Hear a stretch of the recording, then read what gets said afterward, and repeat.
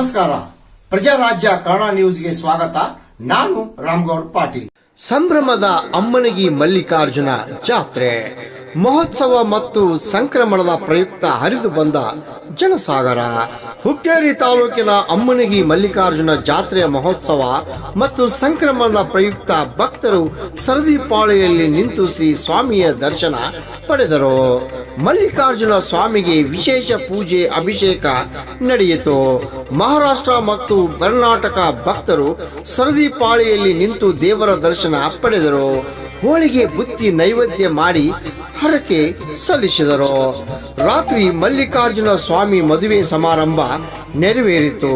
ಆದರೆ ಮದುವೆ ನಡೆದ ಸಂದರ್ಭದಲ್ಲಿ ಕರಿ ಬರುವುದರಿಂದ ಮತ್ತೆ ಮದುವೆಯನ್ನು ಮುಂದಿನ ವರ್ಷಕ್ಕೆ ಮುಂದೂಡುವ ಪದ್ಧತಿ ಅನುಸರಿಸಿಕೊಂಡು ಬರಲಾಗುತ್ತಿದೆ.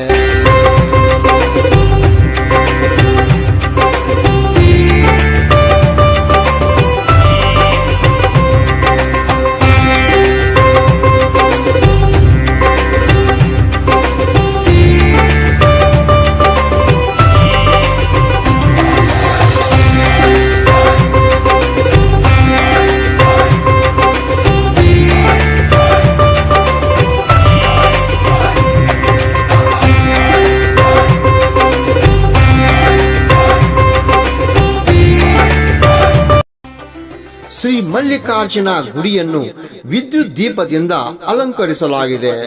ಜಾತ್ರೆಯ ನಿಮಿತ್ತ ವಿವಿಧ ಸ್ಪರ್ಧೆಗಳನ್ನು ಏರ್ಪಡಿಸಿದ್ದು, ಜಾತ್ರೆ ನಿಮಿತ್ತ ಮಿಠಾಯಿ ಅಂಗಡಿ, ತೊಟ್ಟಿಲು ಮತ್ತು ವಿದ್ಯುತ್ ಜೋಕಾಲಿ ನಾಟಕ ಕಂಪನಿಗಳು ಬಿರುಸಿನ ವ್ಯಾಪಾರ ನಡೆಸುತ್ತಿದ್ದಾರೆ. ಈ ಸಂದರ್ಭದಲ್ಲಿ ಆರೋಗ್ಯ ಇಲಾಖೆ, ಪೊಲೀಸ್ ಇಲಾಖೆ, ತಾಲೂಕಾ ಆಡಳಿತ ಮತ್ತು ಸಾರಿಗೆ ಇಲಾಖೆ ಜಾತ್ರೆಗೆ ಬರುವ ಭಕ್ತರಿಗೆ ಎಲ್ಲ ರೀತಿಯ ಅನುಕೂಲ ಮಾಡಿಕೊಟ್ಟಿದ್ದಾರೆ. ರಾಮಗೌಡ ಪಾಟೀಲ್, ಪ್ರಜಾರಾಜ್ಯ ಕನ್ನಡ ನ್ಯೂಸ್, ಅಮ್ಮನಗಿ.